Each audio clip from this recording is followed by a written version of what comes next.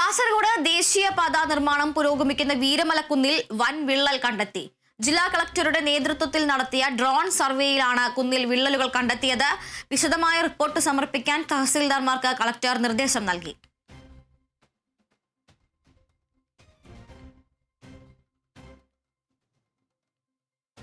വാർത്തയുടെ വിശദാംശങ്ങളുമായി കാസർഗോഡ് നിന്നും ജോസഫ് അഗസ്റ്റിൻ ചേരുന്നുണ്ട്.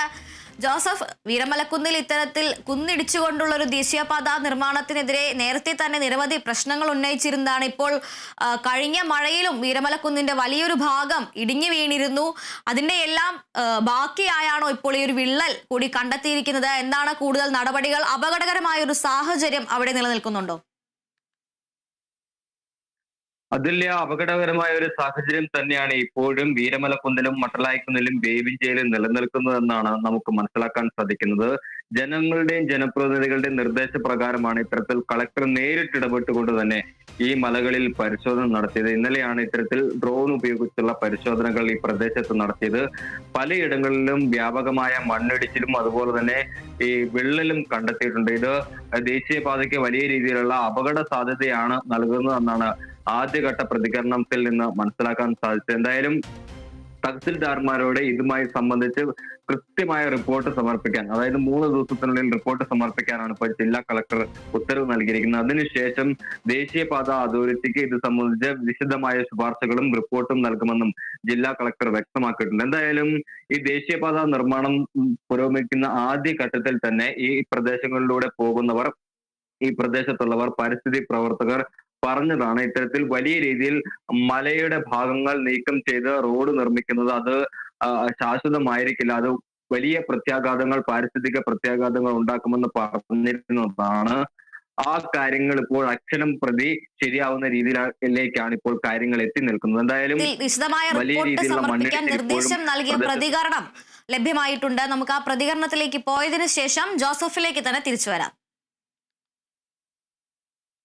ഇതിന്റെ പ്രധാന ലക്ഷ്യം പറഞ്ഞാൽ ഈ മഴ വന്ന ശേഷം എങ്ങനെയാണ് ഇതിന്റെ സുരക്ഷിതമായിട്ടുണ്ടോ, വേറെ എന്തെങ്കിലും പ്രശ്നങ്ങളുണ്ടോ എന്ന് പഠിക്കാൻ വേണ്ടിയാണ്. അപ്പൊ നമ്മൾ ഈ ഇതിൽ കണ്ടത് കുറെ സ്ഥലങ്ങളിൽ വിള്ളൽ വീണിട്ടുണ്ട് എന്നാണ് കാണാൻ കഴിഞ്ഞിട്ടുള്ളത്. ഈ റിപ്പോർട്ട്സ് എല്ലാം എടുത്ത് നമുക്ക് NHA കൈമാറും. തഹസിൽദാർ റിപ്പോർട്ട് കൊടുക്കും. അതിനുശേഷം NHA കൈമാറി NHA അതിനായിട്ടുള്ള പ്രത്യേകമായിട്ടുള്ള ഇവിടെ ഒരു പ്ലാൻ ഉണ്ടാക്കാൻ വേണ്ടിയാണ് നമ്മൾ പറയുന്നത്. ജോസഫ്, ഇപ്പോൾ തഹസിൽദാർമാർക്ക് വിശദമായ റിപ്പോർട്ട് സമർപ്പിക്കണമെന്ന് കളക്ടർ നിർദ്ദേശം നൽകിയിട്ടുണ്ട്. ആ report national highway authority of ഇന്ത്യക്ക് സമർപ്പിക്കുകയും വീരമലക്കുന്നിന് അതിനനുസരിച്ചുള്ള ആ റിപ്പോർട്ട് അനുസരിച്ച് ഒരു സ്പെഷ്യൽ പ്ലാൻ തയ്യാറാക്കുമെന്നാണ് പ്രതീക്ഷിക്കുന്നത് എന്നുമാണ് കളക്ടർ പറയുന്നത്. ഈ വിഷയത്തിൽ നേരത്തെ തന്നെ ദേശീയപാത നിർമ്മാണം ആരംഭിക്കുമ്പോൾ തന്നെ ജിയോളജി വകുപ്പ് അടക്കം ഇടപെട്ടുകൊണ്ട് ഇത്തരത്തിൽ അവിടെ പരിശോധന നടത്തണമെന്നും ആ ഒരു പാതയുടെ ഫീസിബിലിറ്റി പരിശോധിക്കണമെന്നും അടക്കമുള്ള ആവശ്യങ്ങൾ ഉയർന്നു വന്നതാണ്. ആ ഒരു വിഷയത്തിൽ ഇതുവരെയും നടപടികൾ ഒന്നും ഉണ്ടായിട്ടില്ല എന്ന് തന്നെയാണോ? കാലാകാലങ്ങളിൽ നിരവധിയായിട്ടുള്ള പ്രശ്നങ്ങൾ ഈ ദേശീയപാത നിർമ്മാണവുമായി ബന്ധപ്പെട്ട് കാസർഗോഡ് ജില്ലയിൽ ഉയർത്തിക്കൊണ്ടുവന്നതാണ്. പക്ഷേ ഇതൊന്നും ഗവനിക്കാതെയാണ് മെഗാ കൺസ്ട്രക്ഷൻ കമ്പനി നിർമ്മാണ പ്രവർത്തനങ്ങളുമായി മുന്നോട്ട് പോയത്. പക്ഷേ ഈ നിർമ്മാണത്തിലെ അപാകത മൂലം പലയിടത്തും വ്യാപകമായ മണ്ണിടിച്ചിലുണ്ടായതും മലവെള്ളപ്പാച്ചിലുണ്ടായതും അസ്വാഭാവികമായ രീതിയിൽ പാലങ്ങളടക്കം തകർന്നു വീഴുകയും ചെയ്യുന്ന ഒരു സാഹചര്യം ഉണ്ടായിരുന്നു. ഇതിനുശേഷമാണ് ഇത്തരത്തിൽ ജനപ്രതിനിധികളും ആക്ഷൻ കമ്മിറ്റി ഭാരവാഹികളെല്ലാം കൂടി ഇത്തരത്തിൽ ഈ ബന്ധപ്പെട്ട അധികാരികളെ നിരന്തരമായി ബന്ധപ്പെട്ടത്. അതിനുശേഷമാണ് ഇത്തരത്തിൽ കളക്ടർ ഉൾപ്പെടെയുള്ള ആളുകൾ ഈ വിഷയത്തിൽ നേരിട്ട് ബന്ധപ്പെട്ട് തുടങ്ങിയത്. അതിനുശേഷമാണ് ഇത്തരത്തിൽ ഡ്രോൺ അടക്കമുള്ള പരിശോധനകളുമായി അധികാരികൾ മുന്നോട്ട് വന്നത്. വലിയ രീതിയിലുള്ള ആശങ്കയാണ് ഈ മഴക്കാലത്ത് ഈ പ്രദേശങ്ങളിൽ ഉണ്ടാകുന്നതെന്നാണ് കഴിഞ്ഞ ദിവസങ്ങളിലൊക്കെ നമുക്ക് മനസ്സിലായത്. കാരണം വലിയ രീതിയിൽ മണ്ണിടിച്ചിലുണ്ടാകുന്നത് വളരെയേറെ ആശങ്ക വർദ്ധിപ്പിക്കുന്നുണ്ട്. മാത്രവുമല്ല ഈ വീടിന്, അതായത് ഈ പാതയോരത്തിന് സമീപത്തായി താമസിക്കുന്ന പലരുടെയും വീടുകളിലേക്ക് വലിയ രീതിയിലുള്ള വെള്ളക്കെട്ടും ചെളിയും കലർന്നത് വലിയ രീതിയിലുള്ള അസ്വസ്ഥതകൾ ഉണ്ടാക്കി. മാത്രമല്ല നിരവധി പേർക്ക് ഇവിടെ നിന്ന് മാറി താമസിക്കേണ്ട ഗതികേടുണ്ടായി. അതുകൊണ്ട് തന്നെയാണ് നിർമ്മാണ പ്രവർത്തികൾ അതിന്റെ കൃത്യമായ ശാസ്ത്രീയ വശങ്ങളാൻ പാടുള്ളൂ എന്നുള്ള കർശന നിർദ്ദേശം ജില്ലാ കളക്ടർ നൽകിയിരുന്നത്. എന്തായാലും കാലാവസ്ഥ ആരംഭിക്കുന്നത്, അതായത് കാലവർഷം ആരംഭിക്കുന്നതിന് മുൻപ് തന്നെ 50ഓളം സ്ഥലങ്ങളിൽ പ്രശ്നങ്ങൾ ഉണ്ടായതായി നേരത്തെ തന്നെ കണ്ടെത്തിയിരുന്നു. ഇവിടെ അടിയന്തര നടപടികൾ സ്വീകരിക്കാൻ മെഗാ കൺസ്ട്രക്ഷൻ കമ്പനിയോട് ആവശ്യപ്പെട്ടിരുന്നതാണ്. പക്ഷേ ഇതിൽ പലതും ഇപ്പോഴും പരിഹരിക്കപ്പെടാതെ കിടക്കുന്ന ഒരു സാഹചര്യമാണുള്ളത്.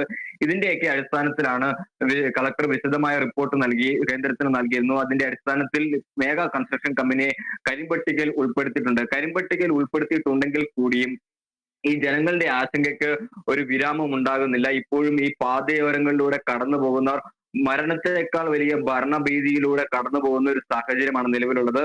കഴിഞ്ഞ ദിവസം ബേവിഞ്ചയിൽ മണ്ണിടിഞ്ഞ് ഗതാഗതം പൂർണ്ണമായും തടസ്സപ്പെട്ടിരുന്നു.